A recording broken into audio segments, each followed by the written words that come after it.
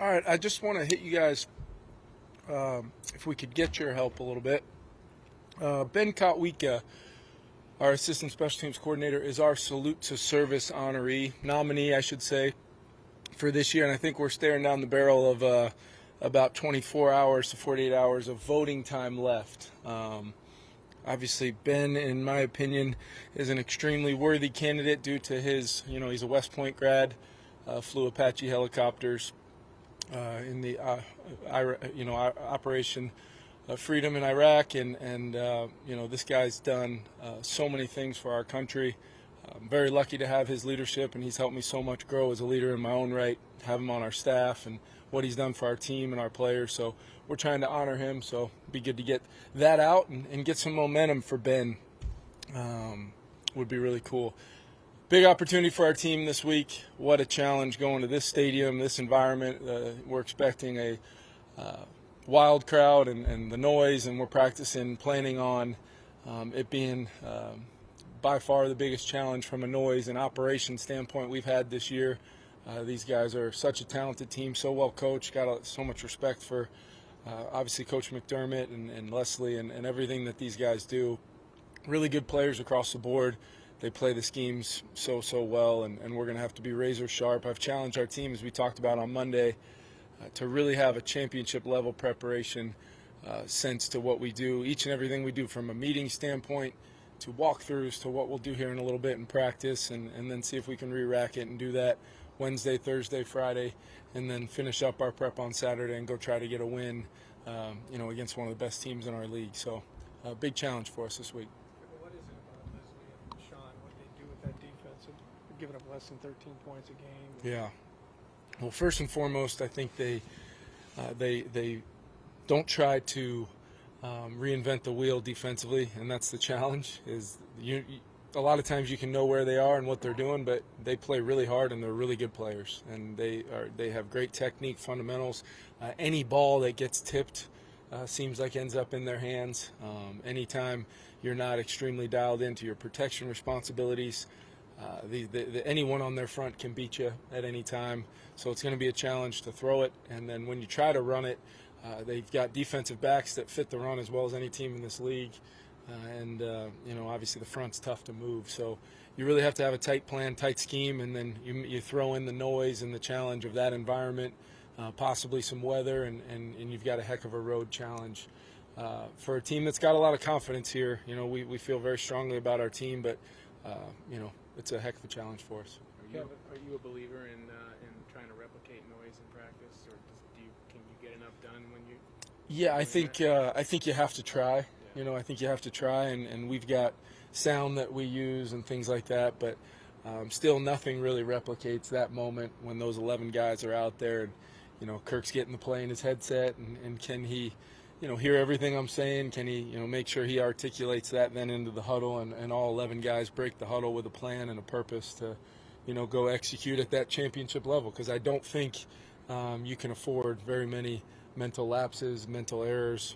You have to have all 11 guys doing their job every snap because of not only their scheme, but the type of playmakers that they have, and you got to play with great ball security and make sure you don't give them any free opportunities. You had to use the silent count this year? Yes, we have. Yeah, we used it in Miami, and then we used it a little bit the other day in Washington. You've talked quite a bit about how you don't feel like this team has played its best game yet. I guess, how close do you feel like, from an offensive perspective, you are to that, and how much does that need to happen this week to get where you want to go? Yeah, we've talked about it a lot, Ben, with our guys, and tried to show examples of, hey, we're real close, and here's why. I'm a big believer in continuing to equip these guys with the why behind the good and maybe the times where we haven't been at our best.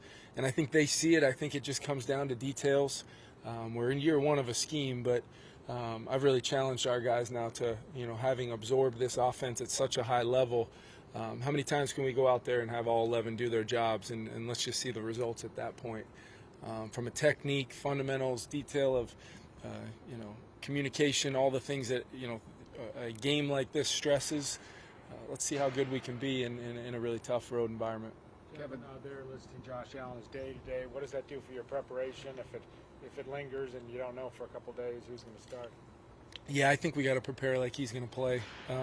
I do have a lot of respect for Case and know that the offense won't change all that much schematically if it ends up being Case. But this guy's one of the best players in our league. And, speaking about Josh Allen and, on our side of the ball, we get some times, and we've had a few times this year where we've had some crossover tape. So I've gotten to see just some of his performances and what he's able to do on a football field and how he affects the game. I mean, it is very, very impressive to watch and a heck of a challenge defensively to try to, you're never going to limit his impact on the game, especially with the skill players they have and the scheme they have. I think Ken does a really good job with his staff there. So we just got to, defensively, it's a lot of the same principles.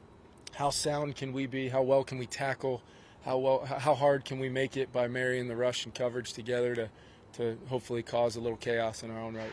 Kevin, a lot of talk about the one-score games, but your turnover ratio is pretty good. Yep. Where does that stack up with why you're so successful right It's now? huge. We've talked a lot about the situational side of things, but right up there on our football philosophy that we talk about each and every week, it's about the ball. It's about maintaining possession of the football when you have it, and it's about taking it away in critical moments like our defense has been able to do, like our special teams has been able to do at times. So I think we rep it every day. You guys see us doing the ball security drills every single day. Our defense is doing takeaway circuits. It's something we emphasize, and as I've said to you guys before with our team, you get what you emphasize. So we got to be really calculated in making sure that we're giving them real parameters and fundamentals and skill sets to go execute our football philosophy, and it's come to life in a successful way. As we've talked about, that doesn't mean a whole lot. Being 7-1 and having some evidence of a lot of the things we talk about, hopefully that just enhances our ability to keep coaching these guys hard, and then hopefully they see the success continue to come their way. Hey, Kevin, what is Christian Darrisaw meant to the offense this season? Yeah, he's had a great year. His consistency in pass pro is something we all see. He's had some tough matchups and really answered the call each and every time, and he's done some things that maybe don't jump out on tape sometimes, but really lending a hand here and there, going the extra mile from a standpoint if he's blocked his assignment, and then he still is able to kind of maybe clean up something else that happens in the pocket. His athleticism, his balance, his power. He's got all the physical traits, but what I've really noticed about him is just what he does throughout the week to prepare, and then just the level of he's got a level of calm during the game that it's impressive to me for a younger player, but I think it's his confidence coming through in a way where he knows he expects each and every Sunday to be one of the better players on the field, and he's proven that every Sunday that I've been here. Kevin, from your point of view, how much did T.J. Hockenson open up things for your offense last week in just a short period of time? Yeah, he's a big target. Really impressive the way he was able to separate on some of those routes, kind of in the middle of the field.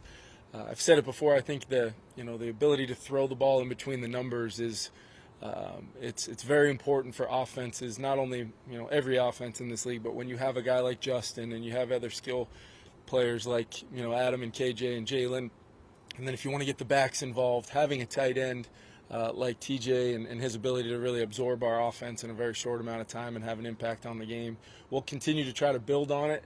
But we still have to understand he's, a lot of the things we take for granted now, and some of our guys with having learned in April, May, and obviously in training camp, he's playing catch up, but he's not quite going to ever be this year at that level, at least for quite some time. So I told him, you just got to let me know when you feel like enough's enough, or we got to slow down a little bit. But until then, we're going to continue to try to activate him. Last two questions. Playing him the first three quarters, with the nickel or linebacker. No, we were facing, some coverage structures where it was another big kind of split safety day, which has kind of been a running theme as of late for teams trying to slow us down a little bit. And what that allowed is if you're going to play with two deep safety looks, you're going to get some times where you're running routes either on a dime safety that's playing a linebacker position, which happened a couple times, or a true linebacker. Kevin, how has Dalvin Cook evolved both as a pass catcher and a run blocker?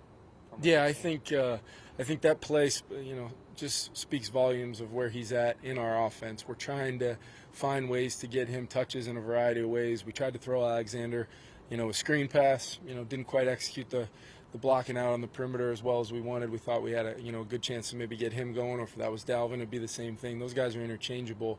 But Dalvin's explosiveness, his ability to make that catch in that moment, I think you feel the big-time nature of who he is as a player and playmaker, and we just got to continue to find ways to do that while also getting all of our guys involved. Sometimes I wish we would I know the NFL is pretty excited about the 3-hour games, but sometimes I wish we could get a little bit more time, a few more plays, and then I could get a few more people to football, in the course of a 4-quarter game. But we're trying to get everybody involved, and Kirk's doing a great job kind of playing point guard, distributing the football. Do you have a Dan Tomlinson injury update? It's very similar to what we talked about the other day. We'll find out a little bit more as the week goes on, but Cam, I'd like to say he's week to week and still the same, pretty much a long shot to make it this weekend, but he's working really hard. I stopped in this morning and saw him in there bright and early getting treatment. Same with Dalvin Tomlinson. So both those injuries and both those players, with where we're at as a team and at what point in the season we're at right now,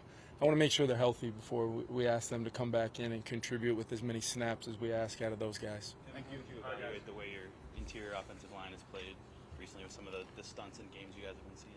Yeah, I think every team in this league, seems to, have, especially when there's, some of these teams that have first-round depth on the interior of their offensive line or defensive line, and it's another challenge this week. But we just got to continue to work those things, stunts, games, all the different ways people try to stress your protections, whether it's true pressures, activating linebackers or secondary players, or just trying to, stress the individual offensive linemen. Our guys are up for the challenge. We work it every week. We'll have some great work against our own guys this week, and continuing to try to, just consistency is what we're looking for there. Thanks, guys. All right, thanks.